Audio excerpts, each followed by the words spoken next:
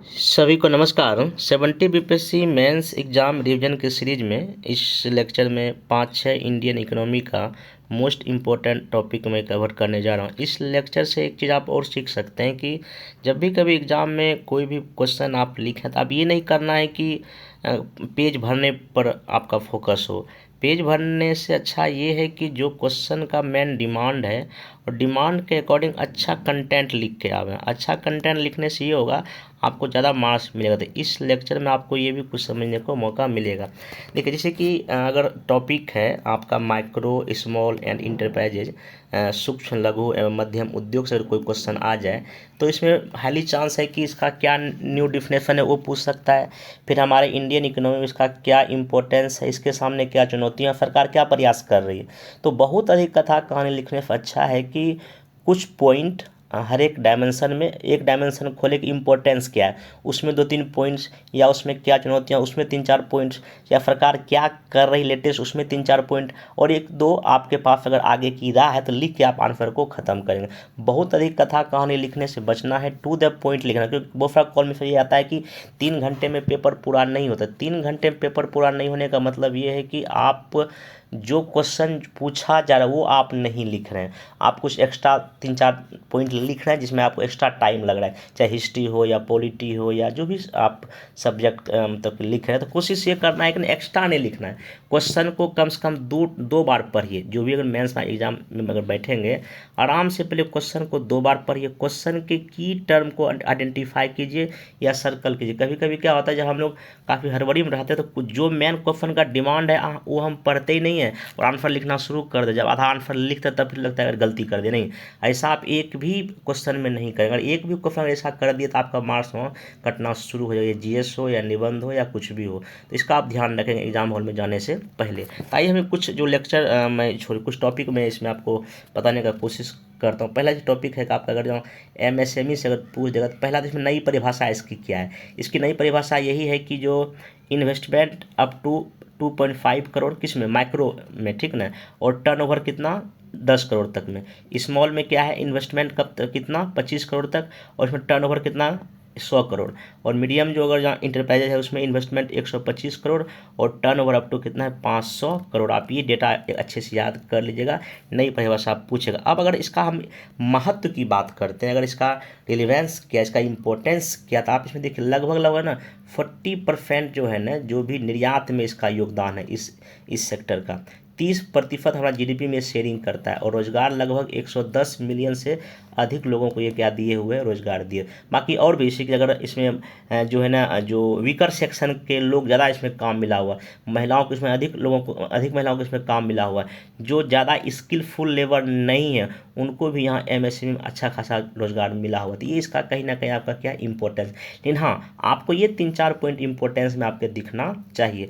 अगर हम सरकारी प्रयास की चर्चा करते हैं तो मेक इन इंडिया कार्यक्रम है, सिंगल विंडो बनाया गया इन लोगों को लोन देने के लिए इस सेक्टर को। फिर पीएम गति शक्ति योजना है, उद्यमी मित्र पोर्टल सरकार का प्रयास है, और भी सरकार कई तरह के प्रयास इस दिशा में कर रही है। तो अगर आपको एग्जाम में लिखना, आप ऐसे कुछ 5-6 पॉइंट को क्या कर सकते हैं, लिख सकते हैं। बाकी अगर इसके सामने हम चुनौतियों की बात करते हैं तो वही सही समय पे रिन्यूएबल नहीं होना, या इनके ये लोग आउटडेटेड टेक्निक का प्रयोग होना, ठीक ना, ये सब इनके पास जो है ना कमी, स्किल का कमी होना। तो ये एमएसएमई के सामने आपके प्रमुख कुछ चुनौतियां हैं। तो आप इतना इस बात में क्या करेंगे, इस टॉपिक में आप ध्यान रखेंगे। नेक्स्ट टॉपिक आपका है फूड प्रोसेसिंग इंडस्ट्री। देखिए, फूड प्रोसेसिंग इंडस्ट्री जो है, जहाँ जो जो कृषि से प्राप्त जो कच्चा माल है उसमें कुछ प्रोसेसिंग करके उसको हम हाई मतलब कि प्राइस का वस्तु बनाकर मार्केट में क्या करते हैं, बेचते हैं। जो हम फूड जो पैकिंग करके हम मार्केट में सेल करते हैं। तो कहीं ना कहीं फूड प्रोसेसिंग इंडस्ट्री जो है ना हमारे इंडियन इकोनॉमी के लिए काफ़ी इंपॉर्टेंट सेक्टर उभर के सामने इधर आया है। तो देखिए, देश के कुल खाद्य बाजार में लगभग इसका 32% का हिस्सा है इस इंडस्ट्री का। अब इसका देखिए इंपॉर्टेंस जब आपको एग्जाम हॉल में लिखना हो तो आप इस तरह के फ्लो चार्ट भी बना सकते हैं, जैसे कि इससे किसानों की आय में वृद्धि होगी, ठीक ना। फिर चूंकि ये इसमें अच्छे न्यूट्रिशन का प्रयोग करके इसको तैयार किया जाता है, तो इसमें हमारे देश में कुपोषण की समस्या में कमी आ सकती है, ठीक है। जिससे ग्लोबल हंगर इंडेक्स हमारा रैंकिंग काफ़ी लो है, तो उसको हम सुधारने में हेल्प कर सकता है। और खाद्य प्रोसेसिंग इंडस्ट्री से ये होगा क्योंकि इसमें कई तरह के कच्चे माल का डिमांड होगा, तो हमारे देश के किसान अलग अलग फसल को भी लगाएंगे, फसल विविधीकरण हो सकता है। जो हमारे यहाँ ने कहा था कि कच्चा माल बर्बाद, जो फसल तैयार किसान करते वो बर्बाद हो जाता है, टमाटर है और भी जो, तो इस अगर ये इंडस्ट्री इंडिया के अलग अलग लोकेशन पर लगेगा तो जो बर्बादी होता है वो हमारा कच्चा माल का रुक जाएगा, निर्यात वृद्धि हो सकती है और रोजगार भी कई लोगों को इसमें मिल सकता है, डायरेक्ट इनडायरेक्ट। ग्रामीण क्षेत्रों में, शहरी क्षेत्रों में काफ़ी सारे रोजगार की संभावना इसमें आपको दिखाई पड़ती है। खासकर बिहार ऐसे राज्यों के लिए ये इंडस्ट्री काफ़ी इंपॉर्टेंट है। और अभी जो भी इन्वेस्टमेंट बिहार में हो रहा है इसका अच्छा खासा मतलब इसमें इन्वेस्टमेंट हो रहा है फूड प्रोसेसिंग इंडस्ट्री में, क्योंकि को काफ़ी स्कोप है। एक तो डिमांड के लेवल पर अगर बिहार में हम बात करते हैं, आबादी ठीक ठाक हमारे पास है, डिमांड है, ठीक ना, तो ये आप यहाँ पे बिहार को अगर जोर से पूछेगा तो आपको ऐसे करके लिख सकते हैं। बाकी इसमें देखिए फूड प्रोसेसिंग इंडस्ट्री में देखिए कमी क्या, अभी भी देखिए अगर नेशनल लेवल पर हम बात करते हैं जितना इन्वेस्टमेंट होना चाहिए, देखिए 144 करोड़ आबादी का हम लोग देश हैं, जितना इसमें इन्वेस्टमेंट होना चाहिए उसमें अभी नहीं हो रहा है। लॉजिस्टिक प्रॉब्लम्स इसमें अभी भी बना हुआ है और नवाचार की कमी आपको इस इंडस्ट्री में देखने को मिलता है। हाँ, अगर क्वेश्चन ये पूछ देगा बिहार या इंडिया के लेवल पे कि इस इंडस्ट्री का क्या संभावना है या क्या स्कोप हमारे देश में है, देखिए हमारे यहाँ कच्चा माल की कोई कमी नहीं है, चाहे वो केला हो, लीची हो, आम हो, हम इसमें अच्छे टॉप रैंक पर है, मतलब इसके उत्पादन में इसकी कोई कमी नहीं है। हमारे पास ऐसा ज़मीन या लैंड है जहाँ पे हम अलग अलग फसलों को उगा सकते हैं, मतलब फर्टाइल हमारे पास लैंड है। और अभी जिस तरह से पूरी दुनिया में या देश में रेडी टू राइट, मतलब कि एकदम तैयार किया हो भोजन का डिमांड बढ़ गया, हम लोग ऑनलाइन मंगा लेते हैं कोई सामान, मतलब कि कहीं ना कहीं हम चाहते हैं कि नहीं हमको रेडी किया हुआ सामान मिले, तो इस दिशा में भी काफ़ी इसका स्कोप आपका है। बाकी सरकार प्रयास के अगर लेवल पर हम बात करेंगे तो मेगा फूड पार्क सरकार मतलब कि इनिशिएटिव शुरू की है, फिर 1 डिस्ट्रिक्ट 1 प्रोडक्ट है, ये सब इसी के तहत आपका लिख सकते हैं या इसी के तहत आता है। देखिए जब भी कभी आप इस तरह का आंसर लिखा, इस तरह का ही ना, अगर मान शॉर्ट क्वेश्चन ही पूछ देगा इतना में कि भाई फूड प्रोसेसिंग इंडस्ट्री में अगर ऐसा कुछ पूछे क्या इंपॉर्टेंस है, क्या कमियां हैं, और ऐसा कुछ मिला क्वेश्चन पूछेगा शॉर्ट में भी, इतना आपको लिखने में कितना मिनट, 4 मिनट लगे, और इसी को इतना अगर लिख दे आराम से आप 4 नंबर, 4.5 नंबर या 5 नंबर तक भी गेन कर सकते हैं। चलिए हम नेक्स्ट चलते हैं। अब इसमें क्या टॉपिक आपका, हाँ ये काफ़ी इंपॉर्टेंट टॉपिक में भी हो सकता है कि इस बार बजट में सबका विकास की बात की गई है, तो समावेशी विकास, इंक्लूसिव डेवलपमेंट। अब देखिए इसका मतलब सिंपल सा क्या होता है, किसका किसका विकास, सभी सेक्टर का, प्राइमरी सेक्टर का, सेकेंडरी सेक्टर का, टर्फरी सेक्टर का, सभी रीजन का, चाहे वो वेस्टर्न पार्ट का हो या ईस्टर्न पार्ट का इंडिया हो या नॉर्थ का पार्ट हो, साउथ का पार्ट, सभी एरिया का डेवलपमेंट, और सभी वर्ग या सभी समूह का, चाहे वो अमीर वर्ग हो, गरीब वर्ग हो, महिला हो या जो भी वर्ग हो, सभी का विकास, मतलब सभी चीज़ों का विकास करने का मतलब ये है हम किस में रखते हैं, समावेशी विकास के अंतर्गत हम लोग रखते हैं। अगर हम भारत की बात करते हैं तो समावेशी विकास का कॉन्सेप्ट कहाँ कहाँ से निकल के सामने आता है, तो हम ये देख सकते हैं कि जो फर्स्ट 5 ईयर जब प्लान आया था उसमें सामुदायिक विकास कार्यक्रम चलाया गया था, और फाइनली 11वां और 12वां जो 5 ईयर प्लान आया उसमें 11वां का जो मेन लक्ष्य ही था तीव्र और समावेशी विकास, और 12वां का मेन लक्ष्य क्या था, तीव्र, अधिक समावेशी और धारणीय विकास, सस्टेनेबल डेवलपमेंट को यहाँ क्या किया गया, जोड़ा गया। तो अभी हमारे वर्तमान जो नरेंद्र मोदी जी की सरकार केंद्र में है, तो सबका साथ सबका विकास और सबका विश्वास उनका मेन थीम ही है शासन करने का। देखिए कहीं ना कहीं सुशासन को लेकर ये बड़ा अच्छा लाइन है कि भाई सबका साथ सबका विकास, सबका विश्वास की बात यहाँ की, और कहीं ना कहीं ये बात आपको समाज विकास से आकर जुड़ता दिखाई पड़ता है। तो समाज विकास में आखिर क्या क्या हो रहा है, देखिए सामाजिक समावेशन हो रहा है, चाहे शिक्षा का हो, स्वास्थ्य का हो, सभी की पहुंच होनी चाहिए। वित्तीय समावेशन की बात होती है, बैंकों तक पहुंच होना चाहिए, बीमा तक पहुंच होनी चाहिए, सबका बैंक अकाउंट होना चाहिए, इसकी बात हो जा रही है, ठीक ना। और पर्यावरण जो है उसका ध्यान रखते हुए हमको क्या करना है, विकास करना है। ये सब कहीं ना कहीं समावेशी विकास के इतने पॉइंट अगर आपके पास है तो आराम से एग्जाम में आप लिख सकते हैं। और इतना अगर इस टॉपिक से क्वेश्चन अगर पूछेगा भी, देखिए क्वेश्चन तो कुछ भी हो सकता है, लेकिन हाँ इस तरह के आपके पास नॉलेज होना चाहिए, हाँ जब वहाँ आप जाके क्वेश्चन को अच्छे से मतलब डील कर पाएँ। नेक्स्ट आप देखिए इसके सामने क्या क्या हमारे देश में चुनौतियाँ, देखिए हम आपको पता है कि 1% आबादी के पास देश का 40% संपत्ति है। आर्थिक असमानता हमारे देश में बड़े लेवल पे है, ठीक ना।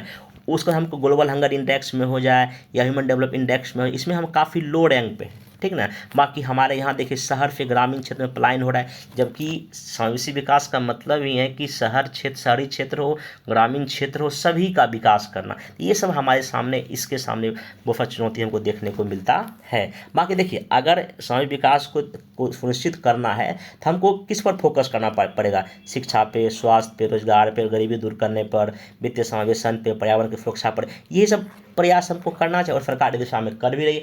अगर इन केस बिहार सरकार के बारे में पूछेगा, देखिए 7 निश्चय योजना है, कृषि रोड मैप है, महिलाओं के लिए कैसे स्कीम है, महिलाओं को आरक्षण दिया गया, ये सब कहीं ना कहीं समावेशी विकास के दिशा में किया जाने वाला बिहार सरकार का एक बड़ा कार्यक्रम है। जीविका दीदी का आप एग्जाम्पल दे सकते हैं, जेनेट बस्टिंग का एग्जाम्पल दे सकते हैं, ठीक है। ये सब भी आप यहाँ पे लिख सकते हैं। देखिए मैं सिर्फ आपको रिकॉल कर रहा हूँ कि हाँ भाई, जब आप आंसर लिखा तो इन सब बातों को ध्यान में आप रख सकते हैं।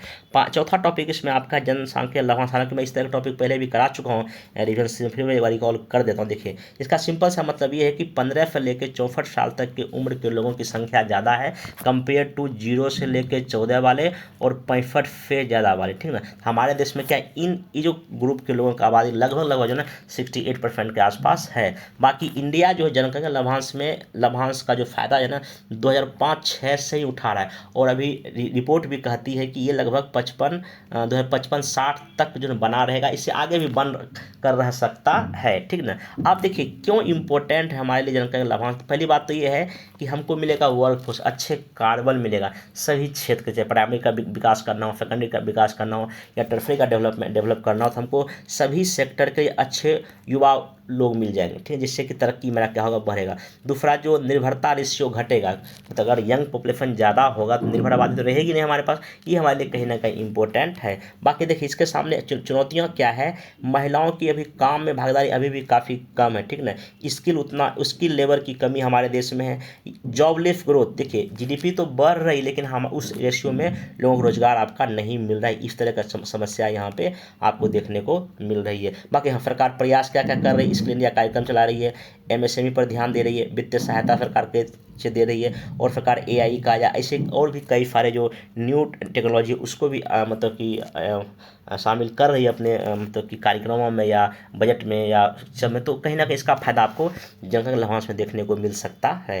अगला टॉपिक इसमें आपका है मानव विकास। इससे क्वेश्चन लगातार बीपीएससी पहले भी पूछ चुका है, ठीक है। देखिए मानव विकास या ह्यूमन डेवलपमेंट का सिंपल सा क्या है, मतलब कि जो है चाहे वो लाइफ एक्सपेंडेंसी इंडेक्स में, एजुकेशन इंडेक्स में, और मतलब ग्रॉस नेशनल इनकम में हमारा जो है ना एक बेहतर मेरा जो है ना परफॉर्मेंस हो, तो ये 3 लेवल पर आपका ह्यूमन डेवलपमेंट इंडेक्स क्या होता है, निकलता है। तो सिंपल सा मतलब है कि ह्यूमन डेवलपमेंट, मानव का विकास करना, जिसमें कि आपका अच्छा जीवन हो, अच्छा एजुकेशन हो, अच्छा इनकम हो, ये सब पर कहीं ना कहीं हम जो है ना आपका ये मानव विकास को हम लोग परिभाषित करते थे। लेकिन हमारे सामने सबसे बड़ी समस्या ये है, देखिए अगर हम इंडिया के पॉइंट ऑफ व्यू से देखते हैं तो हमारा ग्रोथ रेट लगभग 6 से 8% है, नो डाउट है। जीडीपी का ग्रोथ लगभग 6 से 7% के बीच में है, और जीडीपी भी लगभग $4 ट्रिलियन से ज़्यादा हो गया, आईएमएफ का रिपोर्ट कहता है, ठीक ना।